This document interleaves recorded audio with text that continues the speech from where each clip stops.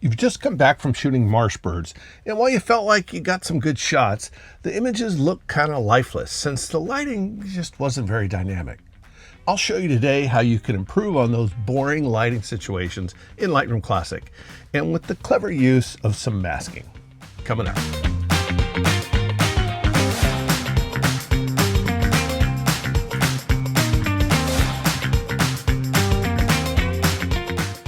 Hi, I'm Terry Vanderheiden, professional photographer.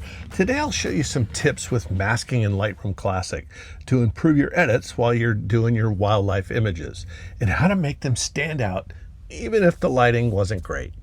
If you want to work on the same image that I'm working on each week, sign up for my mailing list, and I'll send you the practice images before I release my video each week.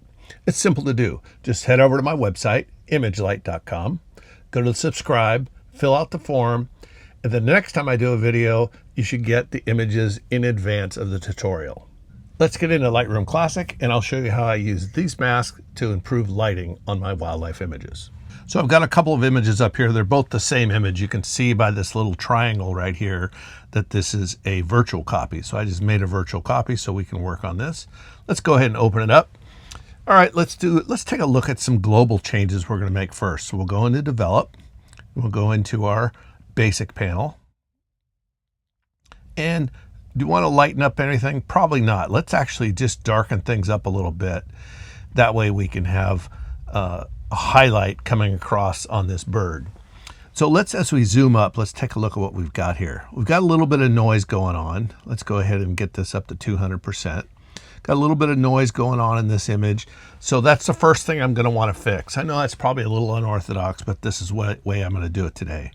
Let's go on down here. We're going to go to Detail, and we're going to come up to Denoise, and we're going to let Lightroom do the denoise for us. So Lightroom has taken our raw image and done denoise to it. And right now it's set at 50%. I'm actually going to zoom this up to 300%. And then let's take another closer look. And I think what I'm going to do is get a little more denoise going on here, probably around 60%. There, that looks better. So now the first thing I'm going to do is I'm going to do a little bit of work on this bird. So let's come back out here. Now I want to do some work on this. So the way we're going to do this is obviously with masks. So let's go to our mask tool. And the first thing we're going to mask is objects. Make sure that we're on the little dotted square, because it seems like it does a pretty good job. Rather than subject mask, I found this to be better. So we do the highlight, and sure enough, we've selected our bird. Now, while we like the bird like this, I think what I want to do is do some kind of particular type of masking on this. And the way we're going to do this is we're going to subtract on a mask. So let's go ahead and zoom this up a bit. What I want to do is I want to subtract from this mask that's already been created. So we're going to hit subtract. And what I'm going to choose here is a linear gradient. So now if I were to take this linear gradient and just come straight across like this, you can see that's a pretty sharp line, and that's not what we're looking to do. Let's go ahead and try this again with the linear gradient, but let's start out here outside the bird, click and drag, and then you'll see that we're just going to slowly start to fade in from the left side to the right side. All right, and let's do this again. Let's do another subtract up here. We'll do another linear gradient, and we'll bring it in from the top. And you can see when I start removing the pink, that means that all that area up here, all this white area, is not going to be affected by whatever we do in our exposure. So let's go ahead and look at our exposure here, and we're going to actually bring that exposure up a little bit. Maybe warm it up just a taste, adding a little bit of yellow. And that's starting to look pretty good. So let's do a before and after. There, see, we've kind of brought in a direction of light coming in from underneath the bird into this direction. Now let's just do a little bit inside on the bird's face. So let's go ahead and zoom this up. We'll go back up to 300%. Now what I want to do is I want to do some work on this beak and on the bird's face. So now let's go ahead and add a new brush mask. And the way to do that, we could click up here and pull down, but it's a little faster by just hitting the letter K. And we're going to leave this on auto mask, but instead of custom, let's pull down. I have brushes that I sell online on my website, imagelight.com. You just go over to the digital products page and you can get them. And these brushes are all for wildlife. So the first one is Iris Highlight. Let's go ahead and take a look at here. And we want to make this brush a little smaller so it fits inside the iris.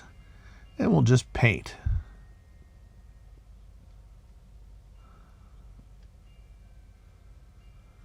And we've got a little overboard there, so what we're going to do is we're going to subtract. So let's go subtract, and we'll use our brush again, and let's subtract underneath here. There. So now we've just done the eye. Now obviously that looks pretty extreme, but we're going to label this, instead of mask 2, we're going to label this eye iris. And what we're going to do is we're going to come over here to the amount, and let's back that off. Instead of at 100%, we'll back that off. So it's just probably about 40% looks pretty good.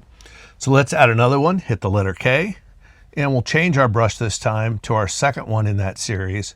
And that's going to be Highlight Iris number 2.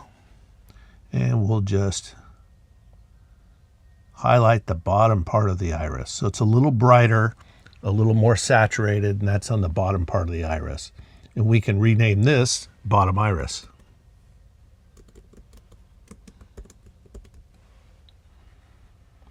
Let's create a new mask. We'll hit the letter K. And we're going to come over here and we're going to pull this down to go to Eye Highlight number 4. That's still part of my kit of brushes. And we'll bring this over here and we're just going to click and add a highlight right in there. So that adds our highlight right where we want it. And as we pull back just a little bit, we see how it looks pretty good, but it's a little intense. So let's go ahead and take this mask here and we'll just come down to our amount. And remember, if we use this slider, we can bring this slider and make it as intense as we want. Let's go back up to 300%. Remember, this is just the highlight of that's in the eye. And if we want to go to the bottom iris, we can tone that down a little bit too. We can go to the eye iris and just pull that back a little bit as well.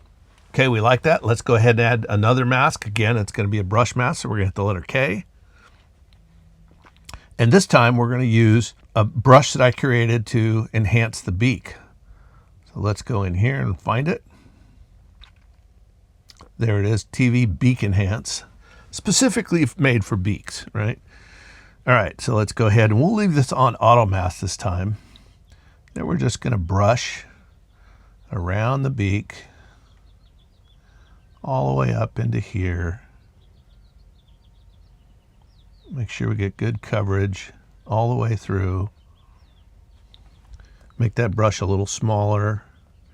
Continue brushing. Now what we can do, if we like that, it still looks a little extreme, so again, we're going to pull this down. I like to make the brushes a little more extreme while I'm working here in YouTube, so you can see what I'm doing. But obviously you want to use your good judgment as to how much you want to tone it down. So this still looks a little bright, so we're going to tone that down a little bit. There, that looks pretty good. So now look what we've got so far. We've created our mask to highlight the bird. So the bird has light coming from one side to the other. And then we also highlighted the face of the bird. So lastly, what I'm going to do is create a kind of a light brush that's going to go across the background. So what we'll do is let's go ahead and open this up. We're going to move this so it's not in our way. We'll move it down over here. That should probably be fine. And let's create a new mask. And again, this is actually going to be a brush mask. So we could use the letter K as a fast way to do it. We're going to turn off auto mask. I hit reset and that's going to reset it back to custom. So let's go take our brush, make sure it's a big soft round brush, really large because we got this light coming in from this side. Probably place it about halfway on our frame. Click, and there we've got our first brush. And now we're going to make this a little smaller over on this side. And what we're going to do is hold down the shift key and get that brush to connect. Hold the shift key. Now we click, and sure enough, the brush connects across. Now this is a big wave of light that we have going across our bird. But what we want to do is we want to have that going across kind of the background.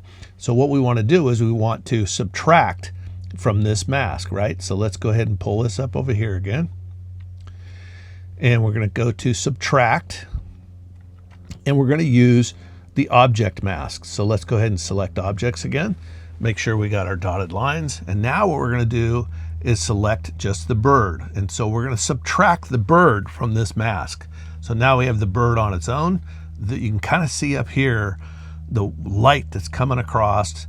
And let's go ahead and make some adjustments to it. So we're going to brighten that up. Maybe give it some warmth.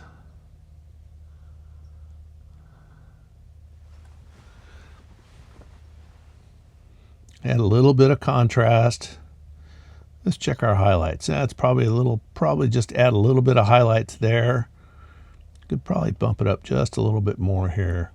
So now what we've done is we have brought in light that's coming in from the side, kind of underneath the bird. It's reflecting off these plants down here.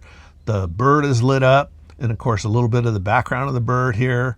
And this is what we're going for, somewhere to make this a little more dynamic. So let's look at a before and after. That's how we started, and that's after. That's how we started, and it was all just dark foliage, but now we've added some light. We've lit up the bird. We've lighted up. We've improved the bird's lighting, and now we have the ability to make something look a little bit more dynamic than it would have done had we just kept it normal. So whenever you're shooting your wildlife, go ahead and shoot it if you find that you've stumbled across something, because you can always go back into Lightroom and improve the lighting if you want. So if you're enjoying this kind of content, hit that like button. Don't forget to subscribe to the channel. Ring the bell icon to be notified of my next video release. You can always reach me directly if you like, terry@imagelight.com, and I'll answer your questions that way. But the best way is to ask me in the comments, because I'll answer the comments, and then everybody else can share from that information that we learn from the comments. All right, thanks for watching. See you next time.